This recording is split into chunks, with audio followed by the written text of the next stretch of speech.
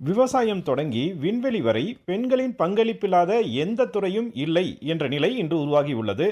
மகளிரின் அனைத்து கனவுகளும் பொருளாதாரம் என்ற ஒற்றை பிம்பத்தின் மீது கட்டமைக்கப்படுகிறது.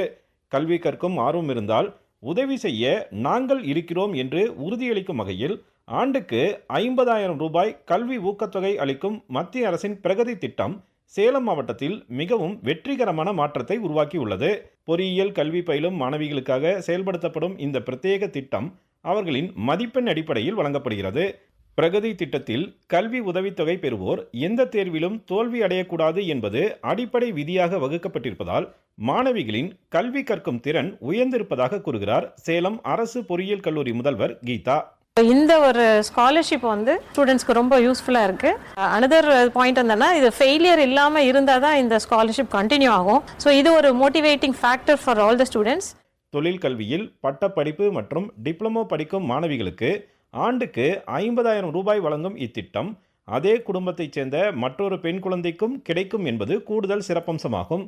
பெற்றோரை சிரமப்படுத்தாமல் தங்களின் உயர்கல்வி கனவை மத்திய அரசின் துணையுடன் நிறைவேற்றிக் கொள்வதாக மாணவியர் தெரிவித்தனர். அம்மா டெய்லி வேஜஸ் போய் தான் சம்பாதிக்கிறாங்க.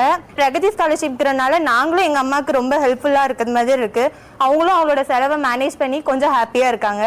ஏழை எளிய குடும்பங்களைச் சேர்ந்த குழந்தைகளின் உயர்கல்வி வாய்ப்பை உறுதி செய்யும் மத்திய அரசின் இந்த நடவடிக்கை காரணமாக சேலம் மாவட்டத்தில் உயர்கல்வி பயிலும் மகளிரின் எண்ணிக்கை தொடர்ந்து அதிகரித்து வருகிறது என்பது குறிப்பிடத்தக்கது.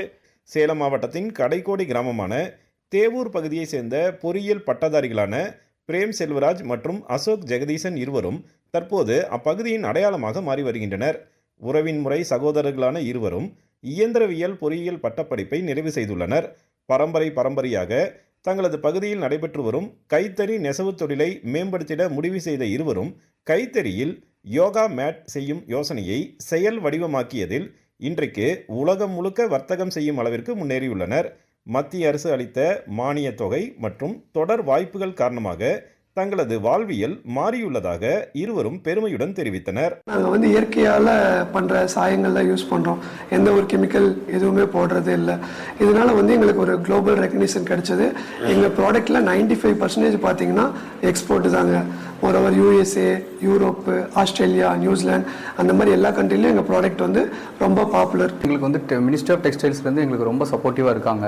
பிகாஸ் ஆஃப் நம்ம ஹேண்ட்லூம் ரிவைவ் பண்ணுறோங்கிற இந்த ப்ராஜெக்ட்டில் நிறைய ப்ராஜெக்ட்டில் எங்களை இன்வால்வ் பண்ணிக்குவாங்க. எங்களுக்கு நிறையா சப்சிடிஸ் தராங்க. இன்னும் புதுசாக கான்செப்டுவலாக நாங்கள் கொண்டு வந்துருக்கிறோம். சுய தொழிலில் உயர்வடைந்து தொழில் முனைவோராக மாறியுள்ள இருவரையும் புதுதில்லியில் நடைபெறும் குடியரசு தின விழாவில் பங்கேற்க வருமாறு குடியரசுத் தலைவர் அழைப்பு விடுத்துள்ளார்.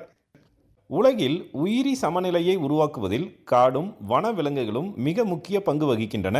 கோடை காலம், வசந்த காலம், குளிர்காலம் என பல்வேறு சூழலில் வனத்தையும் அடர்வனத்தில் வாழும் வன விலங்குகளையும் பாதுகாப்பதில் பல்வேறு சவால்கள் உள்ளன. இந்த சவால்களை வெற்றிகரமாக எதிர்கொள்ளும் வகையில் சேலம் மாவட்ட வனத்துறை ஒரு ஆக்கப்பூர்வமான முயற்சியை மேற்கொண்டது.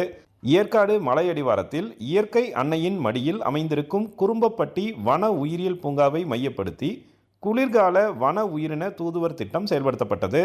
இத்திட்டத்தின் கீழ் பதிவு செய்த மாணவர்களுக்கு வனத்துறை சார்பில் ஒரு நாள் முழுக்க வனம் சார்ந்த விழிப்புணர்வு பயிற்சி அளிக்கப்படுகிறது. நேரடி களப்பயிற்சியும் அளிக்கப்பட்டது. இந்த களப்பயிற்சியின் மூலம் வன உயிரினங்கள் குறித்த அறிவியல் பூர்வ உண்மையை புரிந்து கொள்ள முடியும் என்கிறார் உதவி வன பாதுகாவலர் செல்வகுமார். இயற்கையும் வன உயிரினங்களும் இருந்தாதான் மனித இனம் வாழ முடியும் என்பது எல்லாரும் புரிந்து கொள்ள வேண்டும். அதனால அனைவரும் இணைந்து இயற்கையும் வன உயிரினங்களையும் பாதுகாப்போம். பாட புத்தகத்தில் மட்டுமே படித்து வந்த விலங்கினங்களை நேரில் பார்த்து முழு தகவல்களை தெரிந்து கொண்டது மகிழ்ச்சி அளிப்பதாக மாணவ மாணவியர் தெரிவித்தனர். வைல்ட் லைஃப் அனிமல்ஸோடைய ஃபுட் பிரிண்ட்ஸ் வச்சு வேரியேஷன் பார்த்தோம். நிறைய ஸ்பீஷியஸ் பார்த்தோம். அதுவும் இல்லாமல் நிறைய ஸ்னேக்ஸோட வெரைட்டிஸ் பார்த்தோம். அதோடைய ஃபுட்டு ப்ரிஃபரன்ஸ் என்னன்னு சொன்னாங்க. அதுவும் இல்லாமல் அதோடைய பயோடைவர்சிட்டிலாம் நிறைய தெரிஞ்சுக்கிட்டேன். ப்ளஸ் நிறைய அவேர்னஸ் கொடுத்தாங்க. வனத்தையும் வன விலங்குகளையும் பாதுகாக்க வேண்டியதன் அவசியத்தை எதிர்கால தலைமுறையினரிடம் விதைக்க நினைக்கும் வனத்துறையின் முயற்சி இயற்கை ஆர்வலர்களிடையே மிகுந்த வரவேற்பை பெற்றுள்ளது.